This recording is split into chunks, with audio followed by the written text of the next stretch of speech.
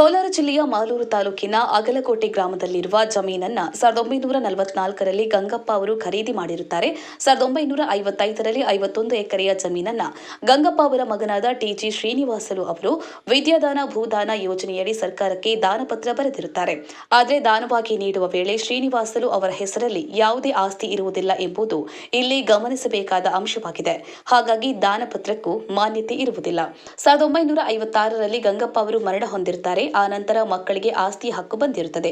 TG Srinivasulu ಅವರು 1957ರಲ್ಲಿ ಸಿದ್ದಪ್ಪ ಅವರಿಗೆ 17 ಎಕರೆ ಜಮೀನು ಮಾರಾಟ ಮಾಡಿರುತ್ತಾರೆ. ಆ ನಂತರ 1959ರಲ್ಲಿ ಇನಾಮ ಅಬಾಲಿಷನ್ ಕಾಯ್ದೆಯಡಿ ಎಲ್ಲಾ ಜಮೀನನ್ನ ಸರ್ಕಾರ ತನ್ನ ವಶಕ್ಕೆ ಪಡೆದುಕೊಳ್ಳುತ್ತದೆ. ಬಳಿಕ ಜಮೀನು ಪಡೆದುಕೊಳ್ಳಲು ಸರ್ಕಾರದ ರೀಗ್ರಾಂಟ್ ಮೂಲಕ ಅವಕಾಶ ಕೊಟ್ಟಿದ್ದರು. ಶಿಕ್ಷಣ ಇಲಾಖೆಯು ಸಹ ಅಂದು ಶಾಲೆಯ ಜಾಗಕ್ಕಾಗಿ ಅರ್ಜಿ ಸಲ್ಲಿಕೆ ಮಾಡಿರುವುದಿಲ್ಲ. ಅದರಂತೆ ಒಟ್ಟು 209 ಎಕರೆ ಜಮೀನು ಮರು ಮಂಜೂರಾತಿಯಲ್ಲಿ ಸಿಕ್ಕಿರುತ್ತದೆ. ಇದನ್ನು ಸಿದ್ದಪ್ಪನವರಿಗೆ ಮಾರಾಟ ಮಾಡಿದ್ದ 17 ಎಕರೆ ಜಮೀನು 1960ರಲ್ಲಿ ರೀಗ್ರಾಂಟ್ ಆಗಿರುತ್ತದೆ. ಆದರೆ ಶ್ರೀನಿವಾಸಲು ಅವರ ಮಗನಾದ ಸುರೇಶ್ಗೆ 1970ರಂದು ಸಿದ್ದಪ್ಪ ಅವರು 17 ಎಕರೆ ಜಮೀನು ಮಾರಾಟ ಮಾಡಿರುತ್ತಾರೆ. 1971ರಲ್ಲಿ ಗಂಗಪ್ಪ ಅವರ 12 ಮಕ್ಕಳಿಗೆ ಆಸ್ತಿ ವಿಭಾಗ ಆಗಿರುತ್ತದೆ. ಟಿಜಿ ಶ್ರೀನಿವಾಸಲು ಅವರು 1987ರಲ್ಲಿ ಮರಣ ಹೊಂದಿರುತ್ತಾರೆ.